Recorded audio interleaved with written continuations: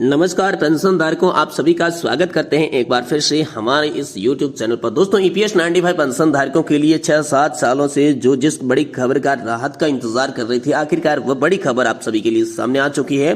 Pension धारकों की तमाम मांगों को लेकर बड़ी खबर आई है, जिसमें 7,500 प्लस डीए, फ्री मेडिकल की सुविधा, उच्च पेंशन का विकल्प और सुप्रीम कोर्ट का जो फैसला आया था उस पर अमल होने वाला। ये जो दोस्तों आप सभी के लिए 4 प्रमुख डिमांड थी, इन डिमांड्स को लेकर आप सभी के लिए बड़ी खबर आई है।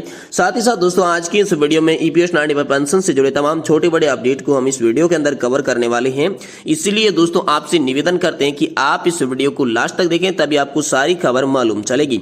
तो सबसे पहले जानते हैं ईपीएस 95 पेंशन धारकों की 4 सूत्रीय मांगों के बारे में आखिर में क्या हुआ। देखिए, ईपीएस 95 पेंशन धारकों की सबसे पहली मांग थी पेंशन बढ़ोतरी 7,500। जी हाँ दोस्तों, पेंशन बढ़ोतरी 7,500 को लेकर बड़ी खबर यह है कि यहाँ पर जो है एक उच्च कमेटी ने यहाँ पर निर्णय दिया है। हाई लेवल कमेटी ने जो है सरकार से एक सिफारिश की है।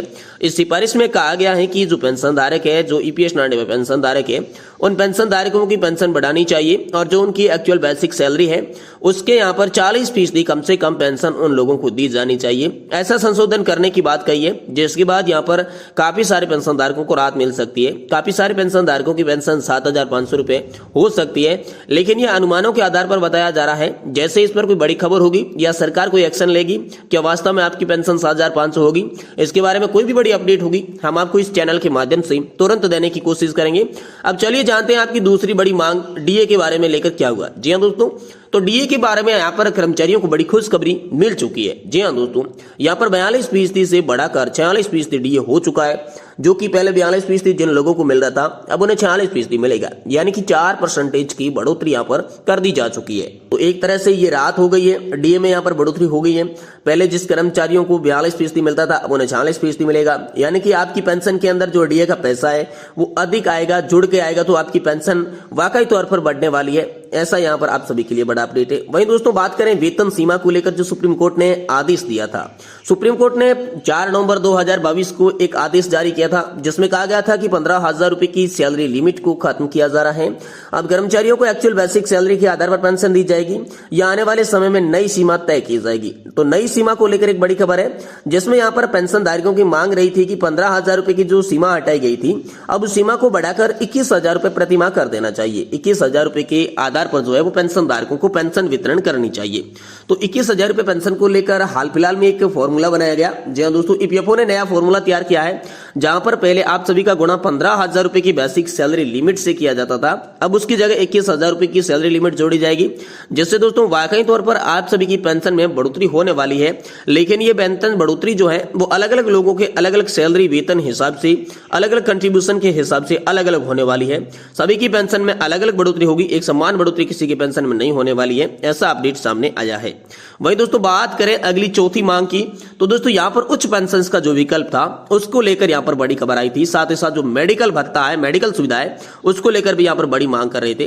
तो मेडिकल भत्ते को लेकर, मेडिकल सुविधा को लेकर, साथ ही उच्च पेंशन के विकल्प को लेकर यहाँ पर बड़ी खबर ये है कि सबसे पहले बात करते हैं मेडिकल की। तो दोस्तों मेडिकल को देखा जाए तो हाल फिलहाल में बीते गए संसद के जो मानसून सत्र था उसके अंदर भी मेडिकल की मांग उठी थी, जिसमें मेडिकल की मांग को लेकर जो यहाँ पर नेतागणों के साथ ही साथ सरकार का जो ओपिनियन रहा था, सरकार ने ऐसा कहा था कि पेंशन धारकों को जो है आयुष्मान भारत योजना से लिंक किया गया है, जोड़ा गया है, जिसके तहत उन्हें अस्पतालों के अंदर फ्री में ट्रीटमेंट मिलेगा, इलाज जो है वो मुफ्त किया जाएगा।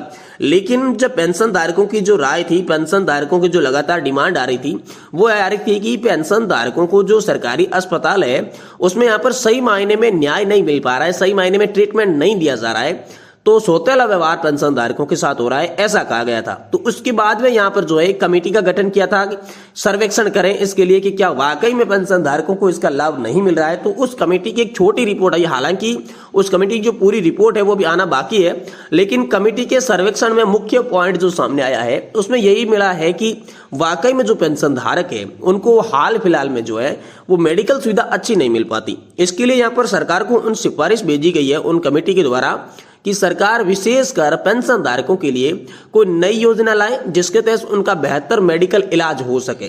तो इस पर आप सभी के लिए खुशखबरी मिल सकती है कि आप सभी के लिए जल्द से जल्द कोई योजना सरकार लाएगी, विशेषकर पेंशन धारकों के लिए।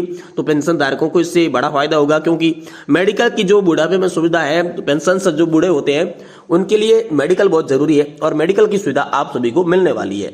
साथ ही रही बात दोस्तों उच्च पेंशन की, तो उच्च पेंशन पर हाल फिलहाल में सरकार ने एक आदेश जारी किया था कि जिन्होंने भी यहाँ पर आपकी जो सैलरी लिमिट रखी गई थी उससे अधिक का कंट्रीब्यूशन किया है, जितने साल तक कंट्रीब्यूशन किया है तो उसी हिसाब से आपकी पेंशन बढ़ेगी। यानी आपने 10 से 15 साल के बीच का कंट्रीब्यूशन किया है या फिर 25 से 30 साल के बीच का कंट्रीब्यूशन किया है तो दोस्तों 25 से 30 साल कंट्रीब्यूशन करने वालों की पेंशन ज्यादा होगी, और साथ ही में 10 से 15 साल का कंट्रीब्यूशन किया है तो दोस्तों उनकी पेंशन कम होगी। इस आधार पर ईपीएफओ ने एक संयुक्त रूप से टेबल जारी की थी, उसी टेबल के आधार पर आपको पेंशन मिलेगी।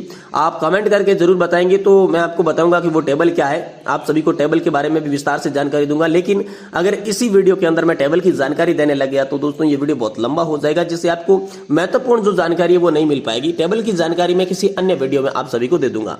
वही बात करते हैं कि हाल फिलहाल में एक सुप्रीम कोर्ट ने पुरानी पेंशन योजना को बहाल करने का फैसला दिया था, जिसमें सभी कर्मचारियों को पूरा पैसा मिलेगा, इसके लिए यहां पर आदेश जारी हुआ था। तो दोस्तों एनपीएस कर्मचारियों के लिए पुरानी पेंशन बहाली पर सुप्रीम कोर्ट में जो केस था वो उसे जीतने के लिए बड़ी खुशखबरी मिल गई है। जी हां दोस्तों, सरकारी कर्मचारियों को उनकी जो नियुक्ति की तारीख है उसी तारीख से पुरानी पेंशन के सभी लाभ दिए जाएंगे, ऐसा सुप्रीम कोर्ट ने केंद्र सरकार को आदेश दिया है, जिससे जो ओपीएस की मांग करे लाखों कर्मचारियों में एक बार फिर से खुशी की लहर दौड़ चली है।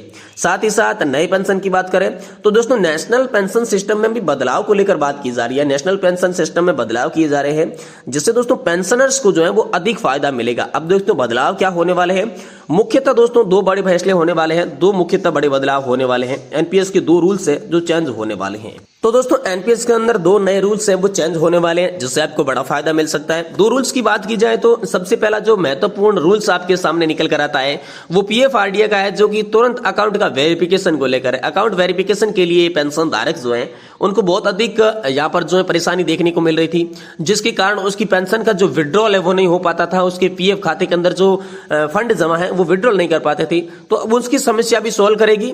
वहीं साथ ही साथ जो 60% आपका कॉपस जो फंड है वो आप किस तरीके से विड्रॉल कर सकते हैं, 3 माह के आधार पर, 1 माह के आधार पर, 6 माह के आधार पर, उसको लेकर यहाँ पर जो एसएलवी का ऑप्शन था उसमें छूट दे दी गई है। एसएलवी का ऑप्शन में आप सभी को छूट दे दी गई है। मुख्य दो बदलाव जो है वो एनपीएस अंदर किए अंदर किए जा रहे हैं। साथ ही साथ जो हाई लेवल कमेटी है, हाई लेवल एक पैनल गठित किया था, उसमें भी एनपीएस में बदलाव करने को लेकर यहाँ पर सिफारिश की थी, और उसकी सिफारिश ये थी दोस्तों कि जो रिटायरमेंट के भुगतान के तौर पर जो भी पेंशन धारक है उनको उनकी अंतिम सैलरी का कम से कम, ज्यादा नहीं मान रहा हूं दोस्तों, कम से कम यहाँ पर 40 से लगाकर 45% मिलना चाहिए। यानी कि अगर किसी भी व्यक्ति की यहाँ पर जो सैलरी है वो कम से कम दोस्तों मान लीजिए 10,000 रुपए है, तो उसको पेंशन यहाँ पर कम से कम 4,000 से 4500 के बीच में मिलनी चाहिए। और अगर किसी भी व्यक्ति की जो सैलरी है वो 20,000 है तो दोस्तों कम से कम उन्हें जो यहाँ पर पेंशन है वो कम से कम 8,000 से लेकर 9,000 रुपए के बीच में मिलनी चाहिए, ऐसी जो है वो सिफारिश की थी। तो ये दो मामले बड़े हैं, जिसमें एक तो आपको 40 से 45% की पेंशन मिलेगी, दूसरा एसएलवी का ऑप्शन बढ़ाया गया है, अकाउंट वेरिफिकेशन जो है उसमें भी आपको छूट दे दी गई है। तो ये बड़े फैसले सरकार ने आप सभी के लिए किए हैं। इससे पहले आप सभी के लिए अलग अलग नेताओं ने यहाँ पर जो एनएससी राष्ट्रीय संघर्ष समिति है वो भी आप सभी के लिए लगातार प्रयास कर रही है। इन प्रयासों को देखते हुए दोस्तों लग ऐसा रहा है कि साल के एंड तक आप सभी के लिए बड़ी खुशखबरियां देखने को मिल सकती है। या तो सरकार ओपीएस लागू कर सकती है या एनपीएस के अंदर बड़े बदलाव करके आपका जो कॉपस है, आपका जो फंड है, आपको जो रिटर्न पेंशन मिलती है उस पेंशन को बढ़ा सकती है। इसके अलावा सरकार के पास कोई चारा नहीं है, या तो पेंशन बढ़ाएगी या फिर ओपीएस लागू करेगी। लेकिन इसके बारे में आपकी क्या राय है हमें कमेंट बॉक्स में कमेंट करके जरूर बताएं। मिलेंगे फिर से किसी नेक्स्ट वीडियो में, इसलिए आपसे निवेदन है कि चैनल को सब्सक्राइब कर दें, वीडियो को लाइक जरूर करें।